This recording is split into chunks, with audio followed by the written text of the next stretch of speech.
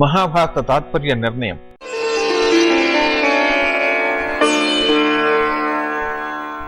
వ్యాసాశ్రమం నుంచి మధ్వులు బయలుదేరబోయే ముందు శ్రీ వ్యాసనారాయణులు వాత్సల్యంతో బృహత్తర బాధ్యతను అప్పగించాడు.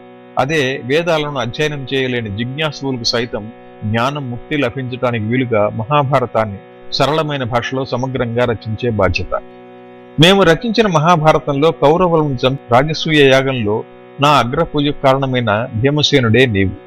నా వలనే మహాభారతాన్ని సంపూర్ణంగా చూసిన వాడవు నీవు కనుక నా మనోభావాలన్నీ నీకు తెలుసు. నా కృతులు కూడా నీకే బాగా అర్థమవుతాయి. అందుకే సమస్త ప్రజల ఉద్ధరణకు కారణమయ్యేలా, ముక్తికి సోపానమయ్యేలా మహాభారత తాత్పర్య నిర్ణయాన్ని నీవు చేయాలి. ఈ కలియుగంలోనే మిథ్యాజ్ఞానం వలన అలుపుకుంటున్న అంధకారాన్ని నాశనం చేసే బాధ్యత నీదే అంటూ శ్రీ వ్యాసనారాయణులు ఆదేశించారు. ఆ తర్వాతి కాలంలో శ్రీమధ్వులు రచించిన మహాభారత తాత్పర్య నిర్ణయం వారి కృతులన్నిటిలోకి అత్యంత విస్తారమైందిగా, ప్రముఖమైందిగా ప్రాచుర్యం పొందింది. నాటి నుంచి మధ్వులు శ్రీ అభినవ వేద వ్యాసులు అయ్యారు. ఋషికేశంలో బంధనం.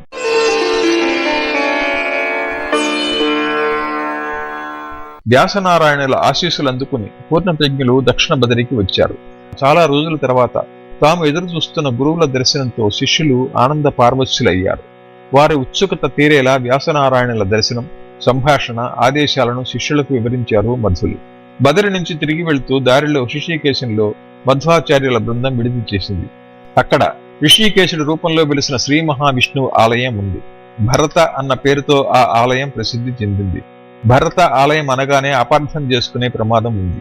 పద్మ పురాణంలోని శ్లోకాలలో ఇచ్చిన వివరణ ప్రకారం భగవంతుడైన ఋషికేశమూర్తి జగత్తునంతా భరించేవాడు కావడం వలన ఆ ఆలయానికి భరత అనే పేరు వచ్చింది. భారత ఉపఖండంలో గల ఒకే ఒక ఋషికేశ్ ఆలయం ఇది. ఋషికేశంలో ఒక రోజు మధ్వాచార్యుల ప్రవచనం నడుస్తోంది. మధ్యలో ఉండగా ఒక గుర్తు తెలియని బ్రాహ్మణుడు వచ్చి మధ్వాచార్యులకు ప్రణామం చేసి తన దగ్గర భిక్ష స్వీకరించాలని కోరాడు. మధ్వులు అంగీకరించారు. అంతే, క్షణాల్లో ఆ విప్రుడు అదృశ్యమయ్యాడు. అందరికీ ఆశ్చర్యం. మధ్వులు మందహాసం చేసి చెప్పారు, ఆ వచ్చింది రుద్రదేవుడు. కొద్దిసేపటికి మరొక బ్రాహ్మణుడు వచ్చి మధ్వాచార్యులకు పాదాభివందనం చేసి అర్థించాడు, స్వామి, మిమ్మల్ని మా ఇంటికి భిక్షకు ఆహ్వానించవలసిందిగా నా గురువులు ఆదేశించారు. మీరు దయతో మా భిక్ష స్వీకరించాలి. ఆ సభలో ఉన్న వాళ్ళందరికీ స్పష్టమైపోయింది. గురువుల పట్ల వాళ్ళ విశ్వాసం, భక్తి ఇనుమడించాయి. రుద్రదేవుడికిచ్చిన మాట ప్రకారం ఆ విప్రుని భిక్షను పూర్ణప్రజ్ఞులు స్వీకరించారు. మరోసారి గంగను దాటడం.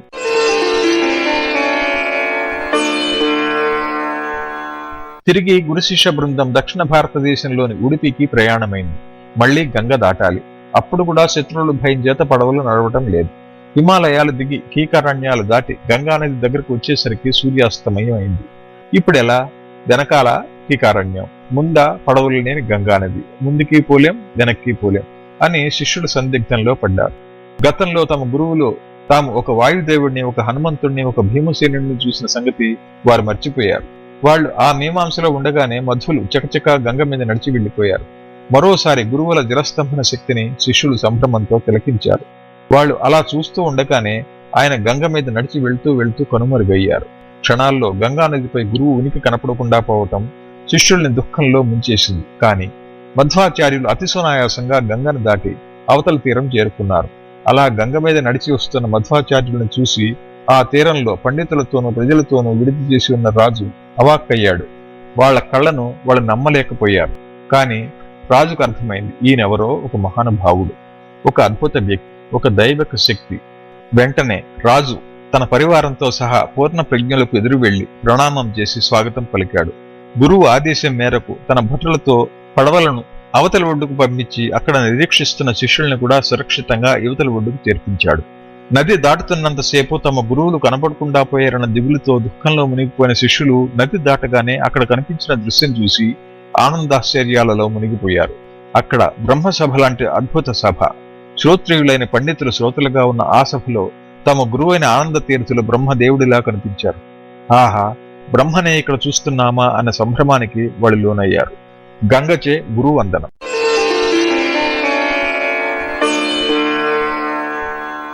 గంగా నది దాటి చాలా ముందుకు వెళ్ళాక మధ్వాచార్యుల మొదట సందర్శించింది హస్తినాపురం. అది ఆయన ద్వాపరయుగంలో యువరాజుగా భీమసేనుడు 36 సంవత్సరాలు పాలించిన కార్యక్షేత్రం.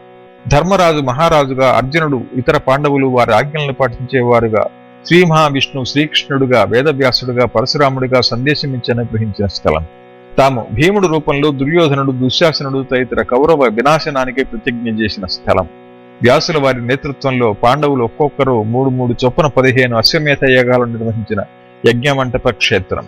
పక్కనే గంగానది ప్రవాహంతో పరమ పావనమైన క్షేత్రం. మధ్వాచార్యుల ముఖంలో ఉట్టిపడుతున్న తేజస్సుతో ప్రభావితులైన ఆ ప్రాంత ప్రజలంతా వారిని అక్కడే చాతుర్మాస దీక్షను పాటించవలసిందిగా అభ్యర్థించారు. వారి కోరిక మన్నించి ఆయన అక్కడే తమ చాతుర్మాస దీక్షను ప్రారంభించారు. అకస్మాత్తుగా ఒకరోజు గంగానది నుండి జలప్రవాహం ఒక కాలవగా ప్రవహించి పూర్ణ ప్రజ్ఞులు బస చేసుకున్న మఠం మీదుగా సాగింది. ఆ ప్రవాహం ఆ మఠం చేరుకున్న మరుక్షణంలో దాని నుంచి ఒక దివ్య తేజస్సు పైకెగిసి మధ్వాచార్యుల పాదాలను తాకి అదృశ్యమైంది. ఆ ప్రవాహం అలా ముందుకు సాగిపోయింది. ఇది చూస్తున్న శిష్యులకు విషయం చాలా సునాయాసంగా అవగతమైంది. శ్రీ వ్యాసనారాయణుల అనుగ్రహాన్ని పొందిన మధ్వాచార్యులను విడిచి ఉండలేక గంగా నది స్వయంగా తమ గురువున్న చోటుకే ప్రవహించింది. భక్తితో వారంతా గంగా నదికి నమస్కరించారు. ఉపనిషత్తులకు భాష్యం.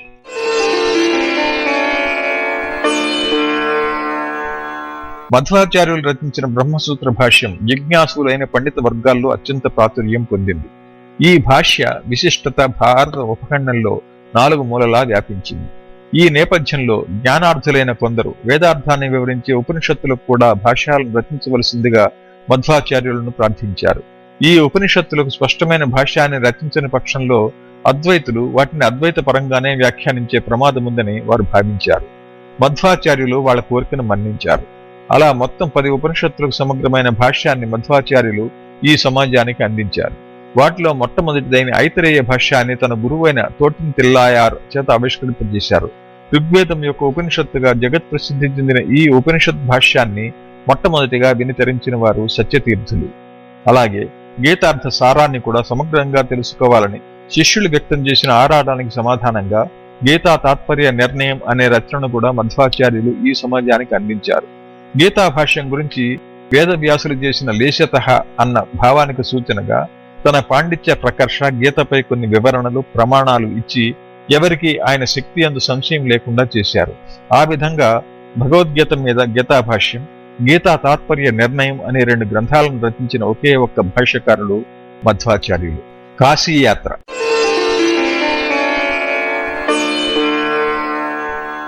హస్తినాపురంలో చాతుర్మాస దీక్ష పూర్తి చేసుకుని కాశీ పుణ్యక్షేత్రానికి బయలుదేరారు మధ్వాచార్యులు. ఈ పుణ్యక్షేత్రంలో మాత్రమే గంగ ఉత్తర దిశగా ప్రవహిస్తూ ఉంటుంది. అందుకే అక్కడ గంగకు అత్యంత మహాత్మ్యం ఉందని వేదకాలం నుంచి చెప్పబడుతోంది. అనేక ప్రాచీన కథల్లో కాశీరాజు ప్రస్తావన ఉంటుంది. మహాభారతంలో కూడా భారతీదేవి కాశీరాజు కుమార్తెగా కాళి అనే పేరుతో జన్మించిందని, కాళి తన స్వయంవర మంటపంలో అనేక మంది ఇతర మహారాజులను కాదని భీమసేనుణ్ణి మాత్రమే వధించిందని, ఇది సహించలేక జరాసంధుడు యుద్ధానికి వచ్చాడని, భీమసేనుడు అతన్ని పరాభవించి 2 చేతులతో ఎత్తి గంగానదిలో పడేశాడని చెప్పబడింది. ఈ క్షేత్రంలో ప్రవహించే నాటికి మధ్వాచార్యుల వయసు 50 సంవత్సరాలకి దగ్గరగా ఉంది. ప్రజల దృష్టిలో ఆయన వయసు మీరుతున్న వాడి కింద లెక్క. శిష్యులంతా సహజంగానే యవనంలో ఉన్నారు. అంత వయసులో కూడా మధ్వాచార్యులు ఎంత దూరమైనా కాలినడకతోనే వెళ్తున్నారు. కానీ శిష్యుల్లో గురువు గారికి వయసు మళ్ళుతోందని, తాము వయసులో ఉండటం వల్ల శక్తిమంతులమై గురువును జాగ్రత్తగా చూసుకుంటున్నామని ఇలాంటి భావాలు పెరుగుతూ వస్తున్నాయి. పూర్ణ ప్రజ్ఞులకు తన శిష్యుల మనోభావాలు తెలుసుకోవడం కష్టమా? అకస్మాత్తుగా ఒకరోజు వాళ్ళందరినీ దగ్గరకు పిలిచారు. మీరంతా వయసులో ఉన్నారు. నా వయసును బట్టి నాలో శక్తి ఏమన్నా తగ్గిందా అని నాకు సందేహం కలుగుతోంది. ఒకసారి దీనిని నిర్ధారించుకోవాలనుకుంటున్నాను. అందుకోసం మీరంతా కలిసి నాతో పోరాడాలని నా కోరిక. గురువులు అని సంకోచం లేకుండా నా మీద మీ పూర్ణ శక్తిని ప్రయోగించండి అంటూ ప్రోత్సహించారు. ఈ సంఘటన శిష్యులకి మింగుడు పడలేదు. తాము మనసులో ఏమనుకుంటున్నామో అది గురువులు గ్రహించేశారు అన్న భావన వాళ్లలో అపరాధ భావనను పెంచింది. ఏమైనా గురువు ఆదేశాన్ని ధిక్కరించే ప్రశ్నే లేదు. గురువు చెప్పినట్లుగా అందరూ కలిసి గురువు మీద పోరాటానికి దిగారు. తమ శక్తిని సంపూర్ణంగా వినియోగించి పోరాడారు. ఆశ్చర్యం, ఆయనతో పోరాటంలో కొద్ది నిమిషాల్లోనే వాళ్ళందరూ అలసిపోయారు, కింద పడిపోయారు. మధ్వాచార్యులు చిరునవ్వు నవ్వుతూ, రండి, మీ శక్తి ఇంకా ఎంత ఉందో చూపించండి అంటూ వాళ్ళని ఎంత ప్రోత్సహించినా వాళ్ళు లేవలేకపోయారు. వాళ్ళకి మరోసారి తమ గురువులో ఒక భీమసేనుడు, ఒక హనుమంతుడు కనిపించారు. తమ తప్పు తెలుసుకున్నారు. స్వామి, మీ శక్తికి సాటి లేదు, మమ్మల్ని క్షమించండి అంటూ ప్రాధేయపడ్డారు. వాళ్ళ ప్రార్థన విని కరుణతో వాళ్ళని సాగుగొట్టిన తన చేతిని గురువు వెనక్కి తీసుకున్నారు. అప్పటి వరకు గురువుల ఆధ్యాత్మిక మంత్ర తంత్ర జ్ఞాన శక్తిని మాత్రమే చూసి ఉన్న శిష్యులకి ఈ సంఘటనతో మధ్వాచార్యుల యొక్క దేహదార్ఢ్యం కూడా పరిపూర్ణంగా అర్థమే. యమపురికి వెళ్లిన ఇంద్రపురి.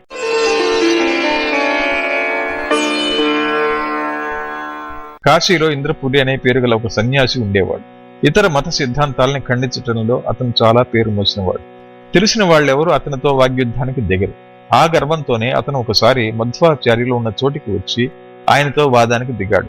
అదెలా జరిగిందంటే, ఒకరోజు తన ధార్మిక ప్రసంగంలో మధ్వాచార్యులు మోక్షానికి సాధనం జ్ఞానం, అలాగే జ్ఞానానికి సాధనం కర్మ, అపరోక్ష జ్ఞానానికి కర్మతో పని లేదు, అతను చేసే కర్మ ఆనందాత్స్యానికి మాత్రమే కారణమవుతుంది అని చెప్తుండగా ఇంద్రపురి అడ్డు తగిలాడు. మీరు చెప్పేదాని ప్రమాణం ఏమిటి అని అడిగాడు. దానికి మధ్వాచార్యులు కృష్ణ సంహిత మొదలైన గ్రంథాల్లోని వ్యాఖ్యలను ఉదహరిస్తూ అతని సంశయాన్ని నివృత్తి చేశాడు. పూర్ణప్రజ్ఞులు ఇచ్చిన వివరణను అతను నిరాకరించలేకపోయాడు. కానీ ఓటమిని అంగీకరించి శరణు పొందటానికి అతను ఇష్టపడలేదు. అందుకే అసందర్భంగా మరో ప్రశ్న వేశాడు. జ్ఞానం అనే పదానికి అర్థమేమిటో చెప్పండి. ఇంద్రపురి తన ఓటమి నుంచి తప్పించుకోవడం కోసం అసందర్భ ప్రస్తావన చేస్తున్నాడని గమనించిన పూర్ణప్రజ్ఞుడు, నువ్వు జ్ఞానివై ఉంటే ఆ జ్ఞాన పదానికి అర్థం తెలుసుంటుంది, నువ్వు జ్ఞానివి కాకపోతే అదే తెలుసుకునే అవకాశమే నీకు లేదు, అందువల్ల ఈ ప్రశ్నే అనుచితం అంటూ ఖండించారు. వాస్తవానికి ప్రశ్న ప్రామాణికమై ఉండాలంటే సవ్యాకృతి, అసంగతి, సిద్ధార్థత, వైఫల్యం అనే 4 లక్షణాలను కలిగి ఉండాలి. ఈ లక్షణాలు లేకపోతే ప్రశ్న అడగటమే అవివేకం. ఈ పరిణామంతో ఇంద్రపురి సిగ్గుతో తలవంచక తప్పలేదు. దీంతో కాశీ క్షేత్రంలో కూడా మధ్వాచార్యులు వైష్ణవ వేదాంత విజయ పతాకాన్ని ఎగరవేసినట్లయింది. అప్పట్నుంచి కాశీ క్షేత్రంలో ఆయన అనేక సభల్లో పాల్గొన్నారు. ప్రతి సభలోనూ వేదవ్యాస నిరూపితమైన వైదిక సిద్ధాంతాన్ని బోధిస్తూ వచ్చారు. జగత్తులో సృష్టి, స్థితి మొదలైన అన్ని రకాల పరిణామాలకి ముఖ్య కారణం భగవంతుడే. అతని వల్లనే అతని గురించి వేదాలు, పవిత్ర శాస్త్రాలన్నీ ఉద్భవించాయి. అతను సర్వవ్యాపితుడు, అతడు నిరంతర జ్ఞానానందమయ స్వరూపుడు. అతను ప్రతి జీవిలోనూ బింబరూపుడుగా ఉంటాడు. దుష్టులను నాశనం చేస్తాడు, ముక్తి యోగులను పాలిస్తాడు. అతనికి సమానమైన వాళ్ళు గాని, అతని కన్నా అధికులైన వాళ్ళు గాని ఏ కాలంలోనైనా ఎక్కడైనా గాని లేరు. అతడు అనంత గుణపూర్ణుడు మాత్రమే కాదు, సత్వరజస్తమో గుణరహితుడుగా ఉంటాడు. అతడు అందరికన్నా విలక్షణుడు, సర్వోత్తముడు. ఇలా నిరంతర ప్రవాహంలో సాగుతున్న ధార్మిక ప్రసంగాలతో మధ్వాచార్యులు మాయావాద సమస్త శాస్త్రాల్ని, అవైదికాలను నిరూపించాడు. ఆయన ప్రతి ప్రసంగంలోనూ, ప్రతి చర్చలోనూ విషయము, ఆలోచన, యుక్తి, ఉదాహరణ, సంశయము, పూర్వపక్షం, సిద్ధాంతం, ప్రయోజనం అనే 8 లక్షణాలు నిండి ఉండేవి. అందువల్ల ఆయన భాషణలు విన్నవాళ్లంతా చేతులు జోడించి అభినందిస్తూ ఉండేవారు. వారి వాక్చాతుర్యం శరత్కాలంలో చంద్రుడి వెన్నెల్ల అందరినీ ఆకట్టుకుంటూ ఉండేది. కురుక్షేత్ర వర్ణన.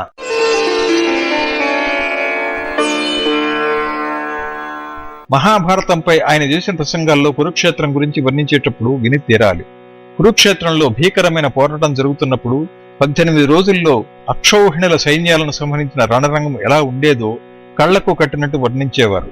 శ్రీకృష్ణుడు అర్జునుడికి గీతోపదేశం చేసిన ధర్మక్షేత్రం, పరశురాముడి రూపంలో అస్త్రోపదేశం పొందిన భీష్మ, ద్రోణ, కర్ణులంతటి అసామాన్య యోధుల సాహసాన్ని రుచి చూపిన యుద్ధభూమి, పాండవుల అసాధారణ శక్తి సామర్థ్యాలను ప్రదర్శించిన రణక్షేత్రం, ఇవన్నీ మధ్వాచార్యుల ప్రసంగాల్లో వింటూ శ్రోతలు తమ కళ్ల ముందు ఆయా దృశ్యాలను ఊహించుకుంటూ తన్మయులైపోయేవారు. ముఖ్యంగా కురుక్షేత్రంలో భీమసేనుని పాత్ర గురించి వర్ణించేటప్పుడు మధ్వాచార్యుల ముఖంలో వింత కాంతి ప్రకాశించేది. భీముడే తమ ఎదురుగా వచ్చి దుశ్శాసనుడి గుండె చీల్చి రక్తాన్ని పానం చేస్తున్నాడా అన్నట్టుగా శ్రోతలకి గగ్గుర్పొడిచేది.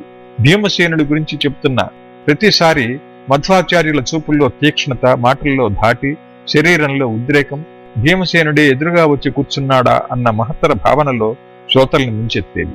ఒకరోజు సత్యతీర్థుల సారథ్యంలో శిష్యులంతా చేరి మధ్వాచార్యుల్ని ప్రార్థించారు. భీమసేనుడుగా కురుక్షేత్ర సమరంలో మీరు ప్రయోగించిన ఆయుధాలని చూడాలని మేమంతా ఉవ్విళ్ళూరుతున్నాం స్వామి.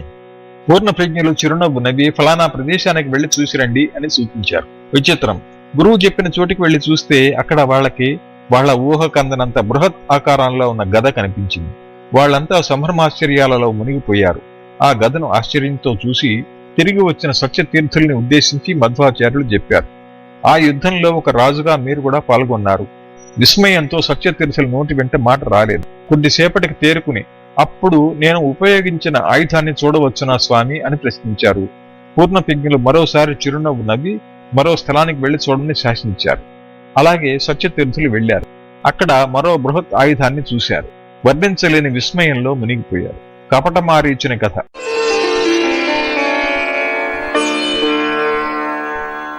ఇంకో విచిత్రమైన సంఘటన జరిగింది. ఒక సంచారంలో వాళ్ళంతా తపస్సులో కూర్చున్న వ్యక్తిని చూశారు. ఆహా, ఎంతటి నిష్ఠతో ఇతను తపస్సు చేస్తున్నాడు అనుకున్నారు శిష్యులు. వాళ్ల మనోభావాల్ని క్షణాల్లో చదివేశారు మధ్వాచార్యులు. వెంటనే ఆయన హెచ్చరిక చేశారు. అతను నిజమైన తపస్వి కాదు, ఒక కపటి. అతను ఒక రాక్షసుడు. రాబోయే కల్పంలో మారోచుడిగా జన్మించాలనే కోరికతో తపస్సు చేస్తున్నాడు అతను అన్నారు. గురువులు చెప్పిన మాటల పట్ల సంశయం లేకపోయినప్పటికీ ప్రత్యక్షంగా అర్థం చేసుకుని సంతృప్తి చెందాలన్న కోరిక శిష్యులలో కలిగింది. అప్పుడు వాళ్ళంతా ఆ తాపసి దగ్గరికి వెళ్లి పరీక్షించారు. వాళ్ళ శక్తియుక్తులను ప్రదర్శించి అతి సులభంగా వాళ్ళు తెలుసుకున్న వాస్తవం ఏమిటంటే అతను రాక్షస ప్రవృత్తి నిండిన కపట తాపసి మాత్రమే. గురువు చెప్పిన మాటలు బలపడ్డాయి. ఇటువంటి గోముఖ వ్యాఘ్రాల వల్ల సమాజానికి హాని కలిగే ప్రమాదం ఉండటం వల్లే గురువు ఆ హెచ్చరిక చేశాడని శిష్యులకు అర్థమైంది. భారీ భోజనం.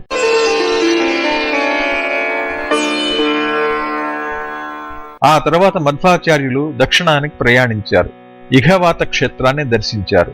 పరశురాముడు ఒక పరశురామ క్షేత్రాన్ని నిర్మించటం కోసం తన గొడ్డలను ప్రయోగించి సముద్రాన్ని వెనక్కి జరిపిన క్షేత్రం ఇహవాత.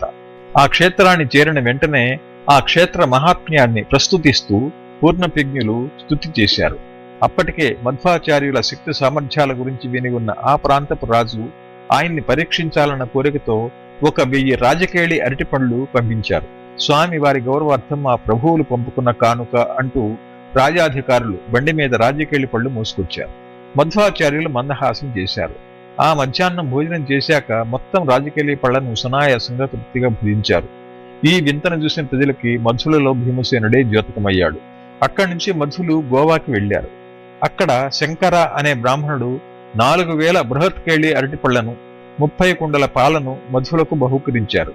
ఎప్పటిలాగే పూర్ణప్రజ్ఞులు తమ శిష్య బృందం చూస్తూ ఉండగానే మొత్తం 4000 అరటిపళ్లను అనాయాసంగా తినేశారు. 30 కుండల పాలను త్రాగేశారు. భీమసేనుణ్ణి చూసినంత సంబరపడిపోయారు శిష్యులు, భక్తులు. విచిత్రం ఏమిటంటే ఎంత భుజించినా పూర్ణప్రజ్ఞుల ఉదరం ఏమీ తిననట్టే లోపలికి ఉండేది. ఆయన శైశవ దశలోనే ఉలవలు తిని హరాయించుకున్న వ్యక్తికి ఇలాంటి భోజనాలు ఒక లెక్క.